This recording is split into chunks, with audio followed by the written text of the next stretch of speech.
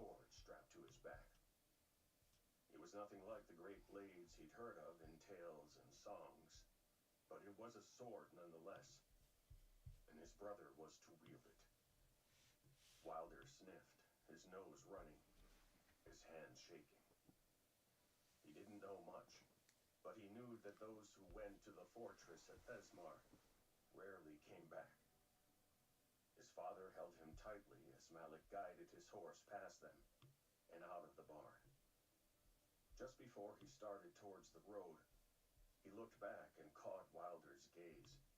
Gray eyes meeting silver, a grin spreading across Malik's young face.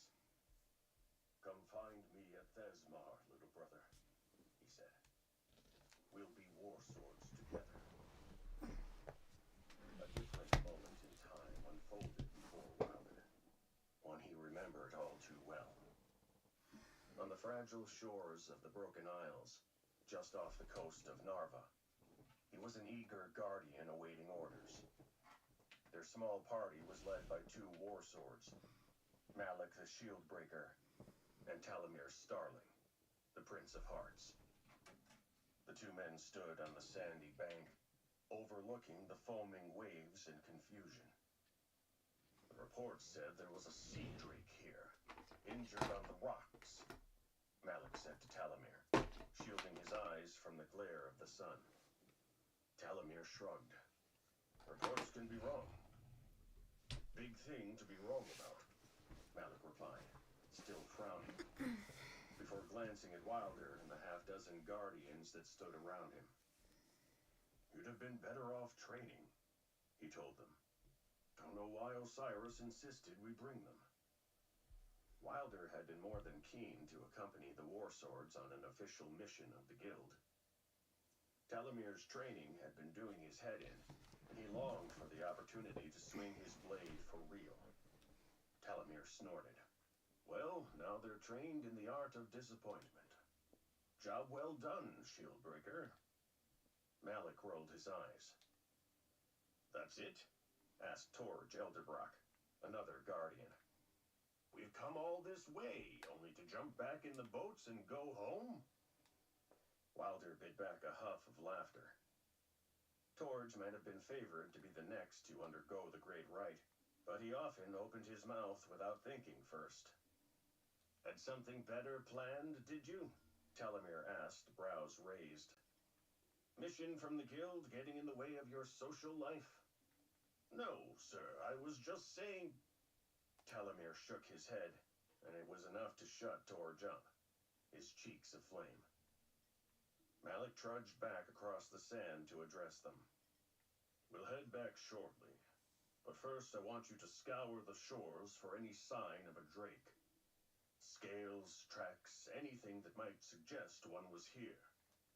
They're powerful creatures.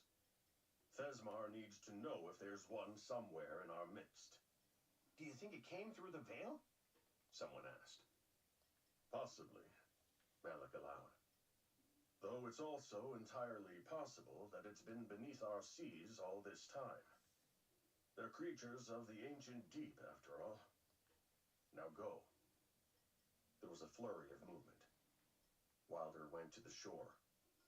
Resting his hand on his sword pommel, he surveyed the pale sand glistening in the midday sun. Besides the war sword's boot prints, it was entirely smooth, not a disturbance in sight. "Tal," Malik called from nearby. "You smell that?" Wilder whipped around, watching as his brother and his mentor grew suddenly tense. "I smell it," Talamir replied, unsheathing his two swords at once. "Guardians, get in first formation, now." The Guardians burst into action, following their orders, and as Wilder joined them, he smelt what their leaders had been talking about. Burnt hair. The scent of the shadow wraiths. "Think it was a trap?" Talamir muttered to Malik, who brandished his sword and heaved his shield in place. "Well, it doesn't look great, does it?" Malik replied, with a meaningful look at Wilder. He was always doing this, ensuring that Wilder heard certain things, but never explaining them. A screech shattered the quiet of the Broken Isles, and masses of darkness materialized on the dunes before them. Wilder and his fellow guardians unsheathed their own blades, sticking to the formation as ordered. "No one but Malik and I are to engage," Talamir shouted. "Do you understand?" "Yes, sir," came the unified reply. "Your blades won't be able to pierce their chest cavities. Do you understand?" Talamir reiterated, not taking his eyes off the wraiths that now emerged from the swirling shadows. "Yes, sir." Wilder joined in the chorus, but his knuckles burned from the tight grip around his sword. He had been training every moment of every day since he'd arrived at Thesmar years ago. He wanted to spill wraith blood, and he wanted to do so alongside Malik the Shield Breaker and the Prince of Hearts. "3 against 2, Malik said to Talamir. "I can count, you giant oaf," Talamir responded fondly. Malik took a step towards the wraiths, swinging his sword menacingly. "I've got several examples where that's debatable." "Quit your griping," Talamir told him. "Only one of us is called the Prince of Hearts." Malik laughed. All the while, the monsters stalked towards them. "I wasn't under the impression that had anything to do with battle heroics." Talamir grinned. "A gentleman never tells."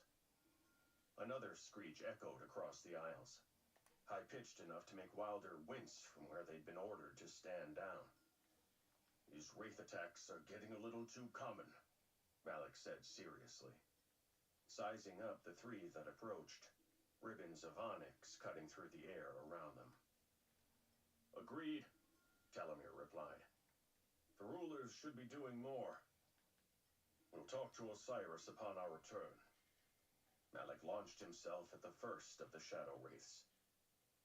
There was a reason the war swords of Thesmar had earned their titles. It was evident from the first strike of their blades. Malik and Talamir moved as a single unit, as though they had been fighting together for centuries, as though they could feel the energy of violence shifting and pivoting around them. They moved like water, like the shadows they were trying to destroy, slicing through the rotten, sinewy flesh of the wraiths like butter. Wilder gripped his own sword, tense as he watched the skirmish unfold, restless beyond words as he fought with the instinct to throw himself into the battle as well. The 3 wraiths surrounded the 2 warriors, their shadows lashing dangerously close, their hisses and snarls permeating the quiet of the shores. But Talamir and Malik were a force like no other, beating the darkness back with their Narvian steel and their Furies' given strength. Sand and blood sprayed while shadows danced around the battle, encircling the war swords in a swirling mass of obsidian, obscuring them from view. Wilder heard Malik shout from within, and he took a step forward, poised to run. "Don't," Torch told him, a hand on his vambrace. "We have to follow orders." The massive shadow deepened, roiling outwards, tendrils creeping towards where the Guardians were posted on the dunes. Wilder shook Torch off and looked to their peers. Some of their faces had paled, their gazes distant as though they were seeing something far different to what was unfolding before them in real time. Another shout of pain sounded from within the chaos, and Wilder didn't think. He was running towards the storm of shadow, brandishing his blade. He might not be able to carve out a heart with regular steel, but that didn't mean he couldn't cause some damage along the way. With a curse, he crossed the threshold of darkness, and blanched at the sight of the battle within. Malik and Talamir were in the heart of the fray, fighting back lashes of onyx power, blocking swipes of razor-sharp talons. But their usually precise movements were sluggish all of a sudden, and it became clear that neither war sword was in their right mind, that they were seeing things that weren't there. Wilder took advantage of the element of surprise, cleaving through the arm of one of the wraiths before dragging his blade from its throat to its navel with all his might. Black blood spurted, hitting his chest. A shout sounded from behind him, and he knew that Torge had followed him into the madness. Good. They could prove that Guardians could do more than stand by and idly watch. He relished the song of steel carving through more wraith flesh, seeming to snatch Malik and Talamir from their trances. He gave a victorious shout. Pain seared across his back as darkness lashed him harder than any whip. Wilder staggered with a ragged gasp, suddenly unable to see past the agony that lanced through him. His vision spotted, and he stumbled again as he was hit by another, the force of the impact sending him sprawling across the sand, a sea of his darkest moments rising up to greet him. An ear-piercing screech sounded in the near distance, and the shore beneath him vibrated. Wilder staggered to his feet, his grip on his blade weakened, but there. He had to help Malik and Talamir. He had to... A huge form passed through his vision, and he watched in awe as Malik cleaved the head of a wraith clean off its shoulders, before taking his dagger of Narvian steel to its chest, removing the thick mass of its heart with a grunt of disgust. Then he was moving again, to Wilder. Wilder watched him, utterly dazed at the warrior his brother had transformed into since he'd first left Kilgrave on the family's old mare. He felt the kiss of another whip of shadow, but Malik was there, with dagger and sword, fighting back the darkness, blow after mighty blow. Someone grabbed Wilder under the arm and pulled him upright. "You and I are going to have words, apprentice," Talamir growled, fury in his hazel eyes as he watched Malik finish off the third shadow wraith and toss its heart into the sea. You just nothing," Talamir snapped. "You disobeyed direct orders. You could have been fucking killed. You were losing." "Losing?" Talamir barked, shaking his head in disbelief. "Furies fucking save me, Hawthorne.